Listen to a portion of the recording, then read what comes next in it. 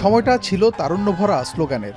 সেই স্লোগান কাঁপিয়ে দেয় শাসকের ১.৫ দশকের ক্ষমতার মসনদ।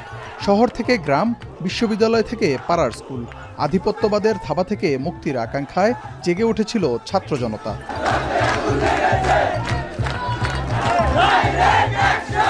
গাজীপুরের এই ডুয়েট প্রাঙ্গণকে বলা হয় জুলাই আন্দোলনের সূতিকাগার। ১০ জুলাই বাংলা ব্লকেট কর্মসূচির মাধ্যমে এই বিশ্ববিদ্যালয়ের শিক্ষার্থীরা আন্দোলনে শরিক হয়। এরপর থেকেই শিক্ষার্থীদের আন্দোলন ধীরে ধীরে ছড়িয়ে পড়ে শহরের অলিগলি, উত্তাল হয়ে ওঠে পুরো গাজীপুর। ১৬ জুলাই দুপুর, শাসকের রক্তচক্ষু উপেক্ষা করে গাজীপুরের বিভিন্ন প্রান্ত থেকে শিক্ষার্থীরা জড়ো হন ডুয়েট প্রাঙ্গণে। একসময় তার রূপ নেয় জনস্রোতে। পরে শিববাড়ি মোড় হয়ে চান্দনা চৌরাস্তা অভিমুখে শুরু হয় বিক্ষোভ মিছিল। শেকড় থেকে শিখরে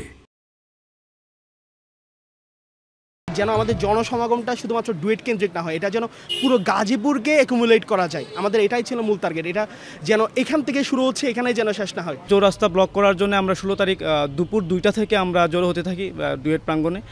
তো তখন আসলে গাজীপুরের বেশ কয়েকটি স্কুলে, বিভিন্ন স্কুল, কলেজ, মাদ্রাসার শিক্ষার্থীদের অংশগ্রহণে প্রায় ১০ থেকে ১৫ হাজার শিক্ষার্থী অংশগ্রহণ করে। আন্দোলন চলাকালে পুলিশ সবচেয়ে বেশি বল প্রয়োগ করে এই শিববাড়ি এলাকায়। ১৯ জুলাই শিববাড়ি মোড়ের ঠিক এই জায়গাটিতে অবস্থান নেয় আইনশৃঙ্খলা বাহিনীর বিপুল সংখ্যক সদস্য। আর ঠিক এ পাশটাতে অর্থাৎ জয়দেবপুর রেলগেটের দিকে অবস্থান নেয় আওয়ামী লীগ, যুবলীগ এবং ছাত্রলীগের নেতাকর্মীরা। বুকের ভেতর অনেক ঝড়, বুক পেতেছি গুলিকর, এই স্লোগান হৃদয়ে ধারণ করে শিক্ষার্থীরা সেদিন রুখে দাঁড়ায়।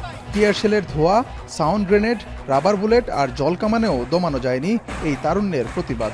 মুহুর্মুহু গুলির শব্দে কেঁপে ওঠে পুরো এলাকা। পাখির মতো গুলি করে হত্যা করা শুরু করে, আমাদের স্টুডেন্টদের অকাতরে আহত করা শুরু করে দেয়।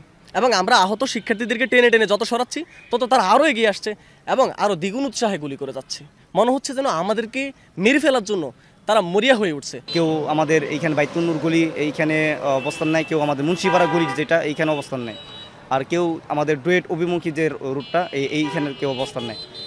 সেই মুহূর্তে পুরো একটি বিধ্বস্ত শহর কাকে বলে, নারকীর তাণ্ডব সেদিন আমরা দেখতে পাই। আন্দোলন দমাতে ২০ জুলাই থেকে সারা দেশে জারি হয় কারফিউ। সেদিন সকাল থেকে কারফিউ ভেঙে টঙ্গীর রাজপথ দখলে নেয় আন্দোলনকারীরা। দুপুরে ক্ষমতাসীন দলের সশস্ত্র নেতাকর্মীরা আন্দোলনকারীদের উপর ঝাঁপিয়ে পড়েন।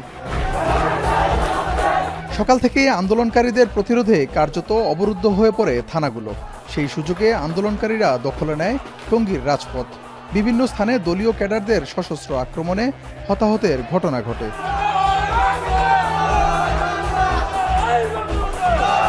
আন্দোলনের অন্তিম লগ্নে সবচেয়ে নির্মম ঘটনা ঘটে গাজীপুরের কোনাবাড়িতে। ৫ আগস্ট শেখ হাসিনার দেশ ত্যাগের খবরে বিজয় মিছিলে অংশ নেয় কলেজ ছাত্র হৃদয়। এক ভিডিও ফুটেজে দেখা যায় আটকের পর হৃদয়কে ঘিরে ধরে কিছু পুলিশ। এরপর হঠাৎ গুলির শব্দ, মাটিতে লুটিয়ে পড়ে হৃদয়। কিছু পুলিশ সদস্য তাকে রক্তাক্ত অবস্থায় নিয়ে যায়। বছর পেরিয়ে গেলেও তার পরিবার আজও খুঁজে পায়নি হৃদয়ের লাশ।